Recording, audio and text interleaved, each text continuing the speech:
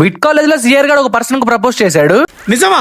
అసలు మూమెంట్ ఏంటంటే మామ, విట్ కాలేజ్ లో ఫెస్ట్ ఉంటే సరదాగా సిల్ అవుదామని నేను మా గ్యాంగ్ అంతా ఇక్కడికి వచ్చేసాం. ఇక్కడికి వచ్చాక మా సిఆర్ పూల రంగంలా పూలు పట్టుకుని ఈ రోజు ఎలాగైనా సరే ఏదో ఒక అమ్మాయికి ప్రపోజ్ చేయాల్సిందే అంటున్నాడు. లాస్ట్ టైం విజ్ఞాన్ కాలేజ్ లో కూడా ఇంతే అనుకున్నాడు, కానీ మిషన్ ఫెయిల్ అయింది. సో అందుకే స్పెట్స్ పెట్టి మరి ఎంకరేజ్ చేస్తున్నా.